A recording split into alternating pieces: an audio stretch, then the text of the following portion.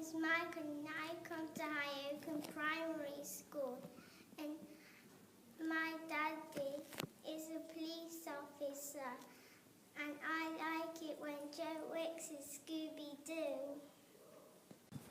Hi, my name is Lucy. Hi, my name is William, and we go to High Oakham Primary School. And I like playing with the marbles one. I like playing on the field with my friends. And my daddy works at the police. My mummy is a teacher. I am Joshua, and I go to High Oakham Primary School, and my dad is a key worker, and my mum works for Boots, and I love the field. Whoa. Hello, I'm Charlotte, and my parents both work for Nottinghamshire Police. My favourite thing that I've done at school so far is rounders. Hi, I'm Leo, and my mummy and daddy work for the ambulance services, paramedics. They take people to A&E when they've had an accident. I have been at school recently, and my favourite thing has been weaving Eye of God. Here's a picture. That's all from me, and this message is to say stay home, stay safe. Hi, my name is Ethan, and this is my brother Johnson. My mum and dad work for the key workers of police force. Our favourite thing at High Oakham Primary School is rounders. Thank you, County Council, for keeping us safe. Keep all the key workers who are working during this pandemic. Thank you, Mum and Dad and the school. My favourite thing is so I can play with my friends. Me. Thank you for Miss Lowe, and thank you for Miss Smith. And you had lots of fun with belly dancing and painting rocks. Thank you for keeping our school open. Mr. Bancroft and the cleaners are all fab. I'll have a lot of special memories here. Thank you to Mrs. Thompson, Mrs. Pye, Mrs. Sheila, Mrs. Kayla. We've been painting, we've had ice cream, we've been outside, and we've even had Easter eggs. Thank you for letting us in the school while my mummy cooks the dinners. We made fairy gardens, and we played on the bikes, and the teacher made it lots of fun, and we made lots of new friends. My mummy and daddy work for the NHS. My mummy and daddy work for the NHS. My mum and dad work for the NHS. Our mum and dad work for the NHS. My mum and dad are on the front line risking their own lives. We want you to stay at home to help save lives. We want to protect our family and would like you to protect yours. This virus can kill anybody. You may not have symptoms, but you could still be spreading the virus. It's important to stay at home and help save lives.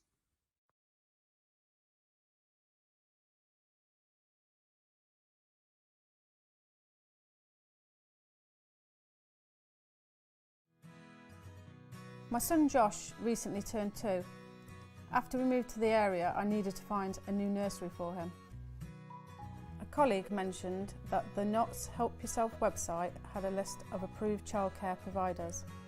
The site was easy to navigate, and I was able to filter the search to my local area. Notts Help Yourself was intuitive to use and offered me a wide variety of options. The site gave me access to a whole host of opportunities and provided me with a wealth of useful information. It was brilliant to see Josh settling in so well on his first day. I'm happy knowing he's well looked after.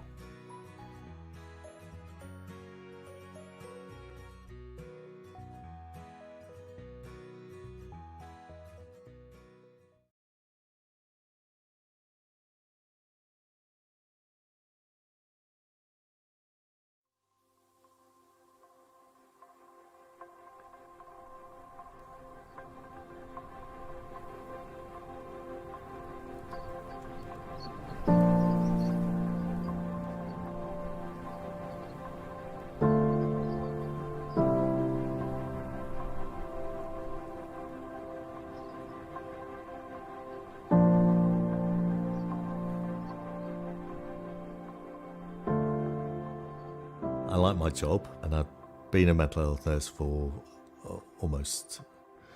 it's more than 40 years, so I'm not going to give my age away.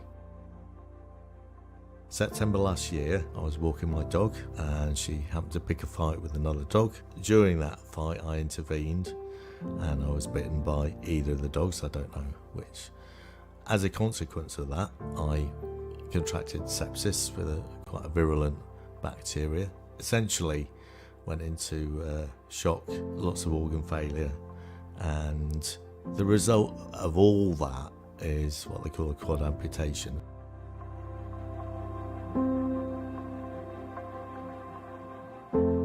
All of my life I've been very independent.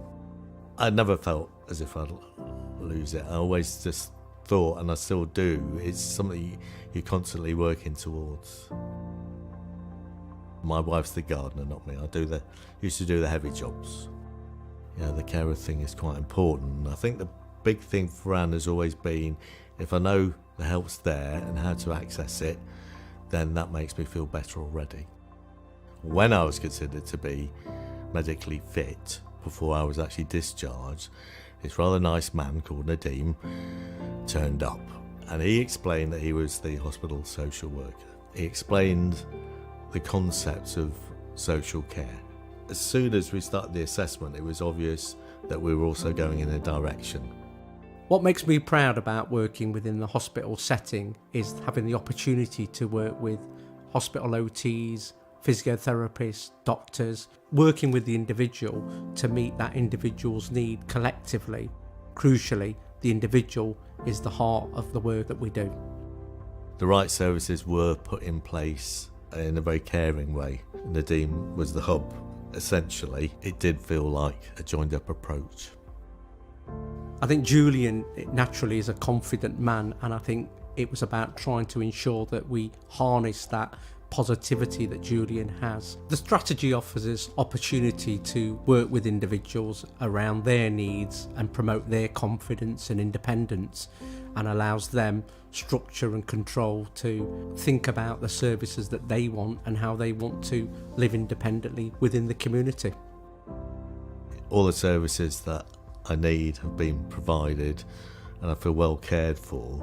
The difference that adult social care has made is the difference between being in an institution and being miserable and being at home and being happy.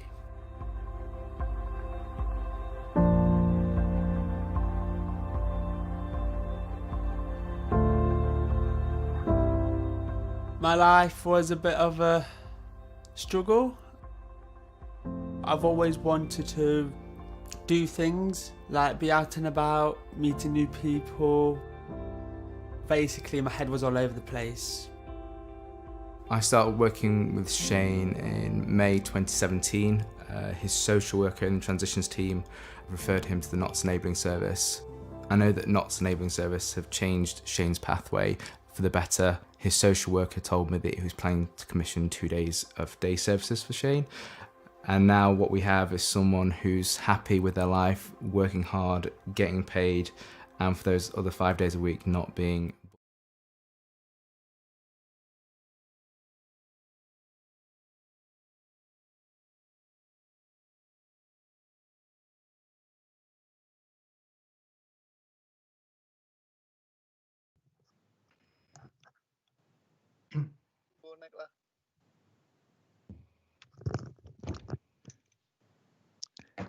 Yes, we're ready to go. Okay then, good. Well, I'd like to welcome you all to this meeting of the Children and Young People's Committee, which obviously is being held remotely with members joining the meeting from their own homes, as well as myself, Councillor Philip Owen, the chairman. The other members present in the meeting today are Councillor Tracy Taylor, Vice Chairman. We hope that Councillor Sue Saddington, the other Vice Chairman, will join us when technology permits. Councillor Boyd Elliott, Councillor John Handley, Councillor Errol Henry JP, Councillor Paul Henshaw, Councillor Roger Jackson, Councillor Liz Plant, Councillor John Peck. And we also have the following officers present today: Colin Pettigrew, the Corporate Director for Children and Young People and Schools. The Service Director, Education, Learning and Skills, Marion Clay. Service Director, Youth, Families and Social Work, Steve Edwards. Service Director, Commissioning and Resources, Lawrence Jones. And Karen Human, Group Manager, School Improvement Planning and Admissions. And the clerk to the meeting from Democratic Services is, as we know, Martin Gately. This is the second virtual meeting of the Children and Young People's Committee to be held in line with the new requirements of the Coronavirus Act 2020. And I make the plea to bear with us if we do experience any technical difficulties, but I think by and large, we seem to have got most of those smoothed out. So if we do lose any members from the call temporarily, then officers are present to assist in contacting the members concerned and trying to get them reconnected, and that will go on if the need arises. Okay. Just correct myself that Karen Human is not present in this meeting. I haven't spotted that, but just to correct that, she's not present. So if we can move on then to the agenda, the first item is to note that I was appointed again on the 11th of June by the full council as chairman of this committee, and that councillors Sue Saddington and Tracy Taylor were appointed as vice chairman of the committee for the 2020-21 civic year. And so that's item number one. Item number two is to note the membership of the Children and Young People's Committee for the year, which just for the sake of completeness is and public record is Councillor Samantha Deakin, Councillor Boyd Elliott, Councillor John Handley, Councillor Errol Henry JP, Councillor Paul Henshaw, Councillor Roger Jackson, myself, Councillor John Peck, Councillor Liz Plant, Councillor Sue Saddington, and Councillor Tracy Taylor. So if I could move on, the minutes of the last meeting of this committee, which was held on the 15th of June 2020. I trust that I have your permission to sign them as a true record. Still haven't signed the last ones. As I said last time, I don't know whether an electronic signature is acceptable, but do I have your approval to sign them as a true record? Yes, thank you very much. The next item on the agenda is apologies or our apologies for absence. Mr. Gately, do we have any formal apologies? Chairman, I've not received any apologies. Thank you very much. The next item, which is item 5, is declarations of interest by members and officers, disclosable pecuniary interests and private interest, pecuniary and non-pecuniary. Does any member or officer have any interest to declare? No. Nope. Well, obviously, if anything comes to mind during the course of the meeting, then you can declare it at that point. So if we can move to what is really the first substantive item on the agenda, that is item number 6, which is the Basic Need School Expansion Programme. You have the report and appropriate appendix with the report set out in front of you, and on page 12 you have 3 recommendations which I am happy to move from the chair. Happy to second those, Chair. Thank you very much. Okay. Are there any comments or questions from members on the Basic Need Programme? Councillor Peck, over to you. Yes, thank you, Chair. Yes, we support the report. It's always interesting to receive these reports and find out where the hotspots are with regard to future classroom additions and building and so on. I do think that the pupil place team, as I've said before, do an extremely good job in making sure that they're on top of the need for additional places across the county and levering in the basic need funding that is required to meet that need. I note in the report that the Huthwaite proposed development that we heard about previously is now not needed. It shows that this isn't an exact science, and circumstances do change. As we've known for some time, the bulge that was hitherto in the primary sector has moved through to the secondary sector and is presumably going to be with us for a few years to come. It's interesting to note the areas where that's really showing itself. Rushcliffe we already know about, and I'm sure Councillor Plant will have something to say about that in a moment, as that's her area.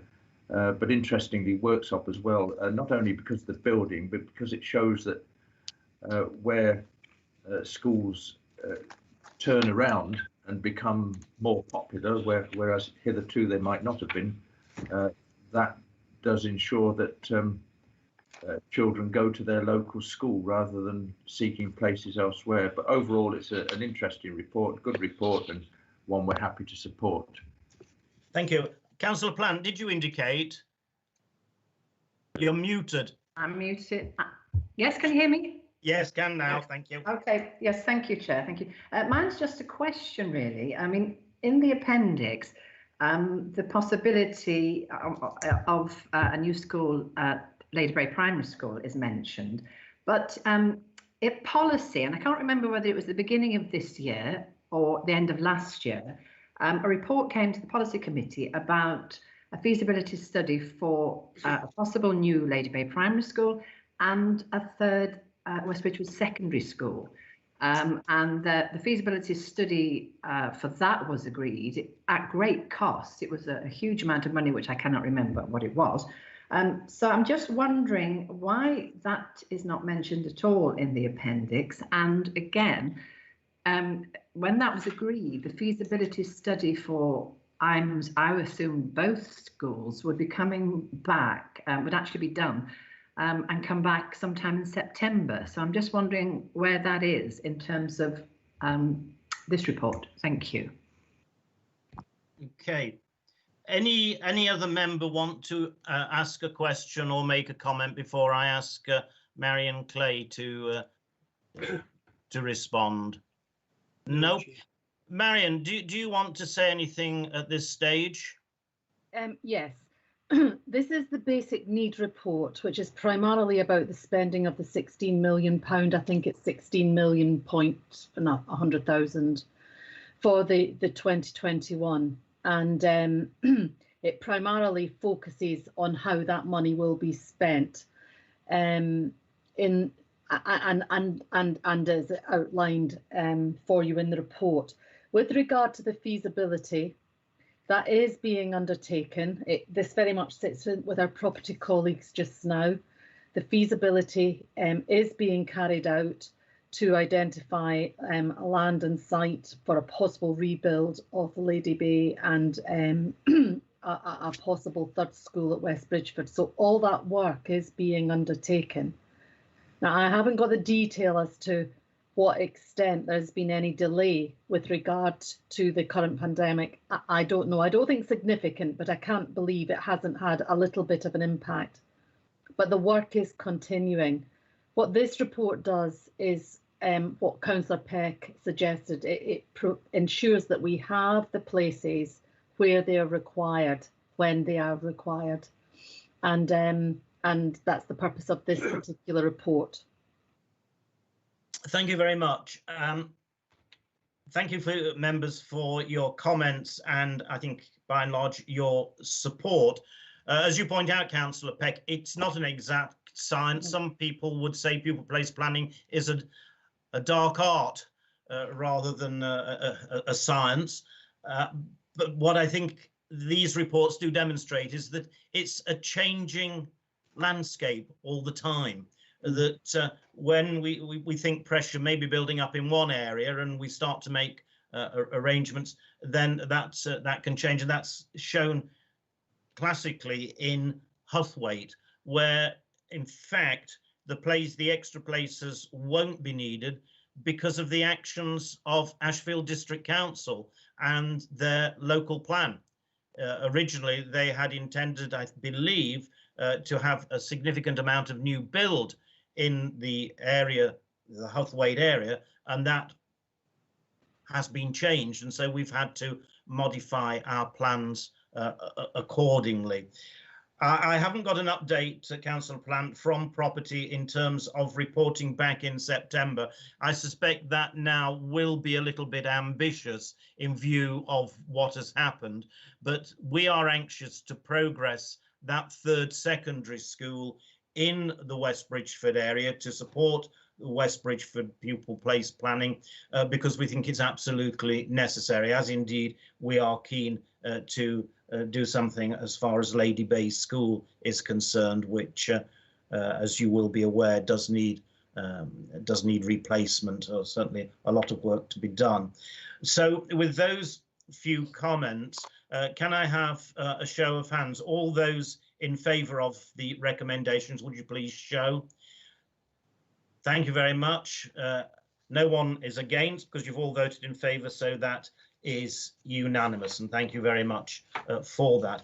If we can move then on to the next item, which is actually item number 7, although it does say, as was pointed out earlier, agenda item 8. It is in fact agenda item number 7, changes to the Children's Centre service staffing establishment. Again, the report has been circulated, and on page 5 of the report, you have a recommendation of 2 bullet points, which I am happy to move. Second those, Chair. Thank you, Councillor Taylor. Any comments or questions on this? Councillor Plant. Okay, all right, thank you, Chair. Yes, the Labour Group do support the recommendations. I mean, it seems in terms of what it says in paragraph 8 that this organisation is very much in keeping with obviously how the County Council does work. So yes, we are supporting the recommendations. The other thing I'd like to say is to congratulate Irene and her team in terms of what seems to be a very smooth transition from moving the Children's Centre back into the County Council. It can't have been easy. I think we're talking about probably 300 staff to actually to over, and also in terms of the training and the changes in IT. So I have actually had a conversation with the coordinator of my local children's centre, and I have to say they've been really impressed with how well it's gone, the support they've been given and the training they've received. So I just want to say well done there. Thank you very much. Thank you. Any other comments or questions? Thank you, Councillor Plant, for your observations. I think the transfer has been seamless, and I think it's been particularly creditable in light of the ongoing pandemic. Who could have envisaged when we agreed to take this back in-house that we would be in such a difficult situation? And they have done remarkably well, and certainly it's right to give Irene praise for leading on that under Lawrence Jones and all her team for a successful transfer. And I think now our Children's Centre service will go from strength to strength the sooner this wretched pandemic is over and they get the opportunity to show what they can really do and make changes to the hopefully to the lives of children and young people in this county for the better. I've every confidence in them. The report has been moved and seconded. All those in favour, would you show? That is unanimous. Thank you very much. If we can move on then to what should be item number 8, but is listed as item number 7 in your pack. That is change to the staffing structure of the sensory team within schools and families special services. Again, you've got the report circulated. The recommendation is on page 5 of the report, page 31 overall of the pack, and I move the recommendation that is set out there.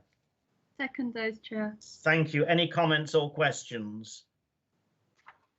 Councillor Plant?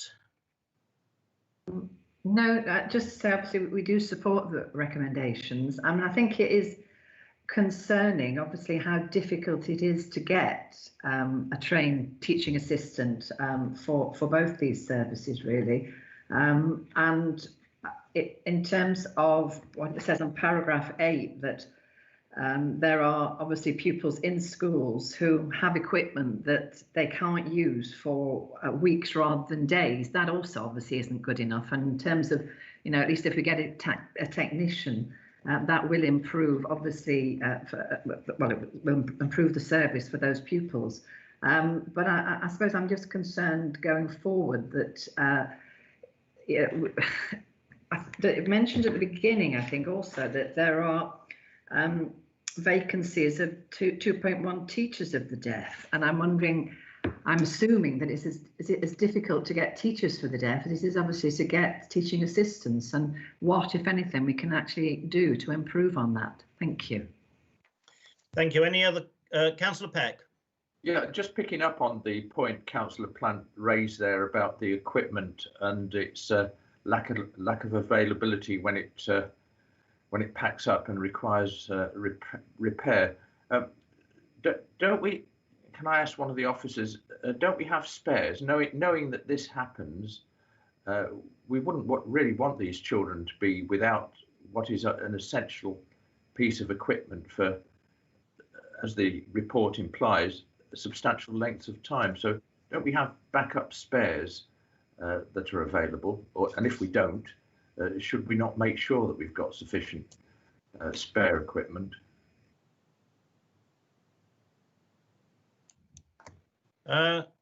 Marion, do you want to comment on that?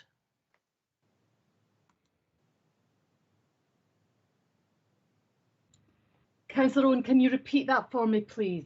Yes. Do you want to comment on Councillor Peck's suggestion or question as to whether we have any spares, spare pieces of equipment that can be loaned out or handed out if we get a breakdown that takes some time to repair?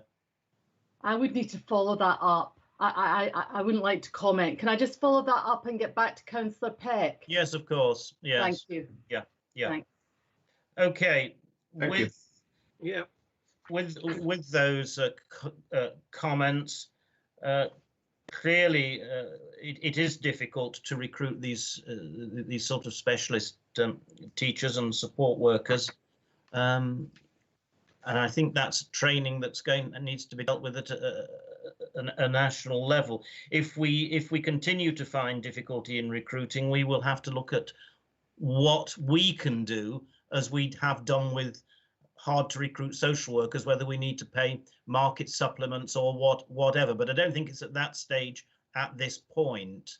But we will certainly keep it under review. So you have the recommendations moved and seconded. Can I have a show of hands, all those in favour? Thank you. That is unanimous. Thank you very much. The next item is item 9 in your pack, and it is labelled correctly. This is proposals for the Nottinghamshire Families Information and Send Local Officer.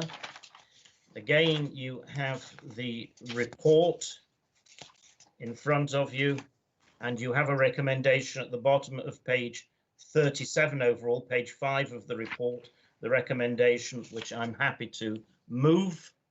Second that, Chair. Thank you. Any comments or questions? Councillor Plant. Thank you, Chair. Yes, certainly support the recommendation. And in particular, I have to say, paragraph 16 says that obviously this will help to improve the take-up of the 2-year-old offer for obviously disadvantaged 2-year-olds in the county. It is at 80%, but again, I would certainly hope that this will improve upon that, particularly in terms of obviously what we've been going through for the past 3 or 4 months. It's even more important that we get these 2-year-olds into childcare as soon as possible. So thank you very much. We certainly support the recommendations. Okay, thank you very much. I don't think no other member got any comments, questions. Nope. Don't think there's anything that needs to be said further. So we have the recommendation. All those in favour, please show. Again, that is unanimous. Thank you very much. And we come to the last item on the agenda, which is the work programme, which has been set out in a little bit more detail. Don't know what's going to happen going forward. I am not one of those enthusiasts at the moment that wants that's desperate to get back into County Hall. I don't know what the rest of you feel. This seems. Sorry. Likewise. I agree. Good. Well, I think we need to be clear. I'm certainly planning at the moment on meetings being virtual meetings. Certainly. After the summer holidays, and I envisage maybe going up until Christmas at least. I really don't see any. Sorry, Councillor Plant, you were muted. No, I didn't want to interrupt. I just had a question on the work programme. Oh, right, sorry. So that's what I'm planning. So Councillor Handley had his hand up first, then Councillor Plant. Yeah, I just wanted to say the virtual meetings have gone so well, and we're obviously able to do the business we need to do. I share your view, Councillor Rowan. Thank you very much. Thank you. Councillor Plant, and then we've got Councillor Saddington who's joined us at the end of the meeting. Go on, Councillor Plant, work programme.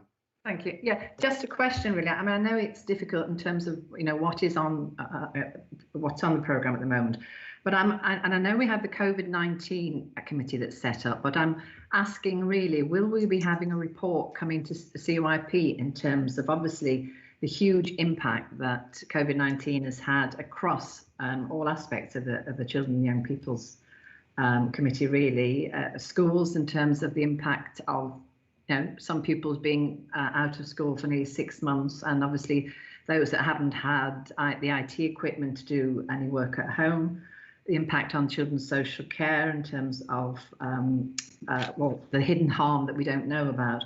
And also, I suppose to some extent, there may be some positive things in terms of new ways of working that have come out of COVID. So there's a whole, you know, gamut of things there really. And I'm just wanting to know, will they also be coming to CYP as well as to this new committee? I'm not sure how that works really. Well, as I understand it, the new COVID committee will be taking a strategic view, but I'm sure there will be issues that we shall want to look at. But I think a report would be appropriate, but I'm not sure that it can come immediately because I know this is the mantra of national government. You can't really review until you are at the end or near the end. I wouldn't go as far as to say that. I think perhaps we need to allow a period of settling down, and perhaps we may need to wait until after October half term when we can see what pattern has evolved in terms of children returning to school and what schools are finding. So I would be looking for a report probably before Christmas, but I think you will have to leave it to our judgment as to when it would be most appropriate to bring that report, when the most lessons can be learnt. Okay, I've got Councillor Saddington who indicated that she wanted to speak. Welcome, Councillor Saddington, to the meeting. We've just finished, so well, I was here originally, and the whole committee can actually verify that. But at 10:15, I lost total connection, and when I tried to reconnect, a note came up to say the website wasn't secure and they weren't going to connect me. So I've tried 4 times to get back in. I've been through IT. They're ringing me at 2 o'clock, but I thought I'll have another try. They've had me do all kinds of things to try and get in. And at last I got in a bit late, but at least I'm here for the very end. But I was here in the beginning. not to worry. We've coped reasonably well without you. I'm sure you have. It'll be all the new metal work in your leg that's disrupting the signal, I should think. Do you want to give us an update on your health situation? I don't want this to be taken the wrong way, as it's a public meeting, but how is your leg?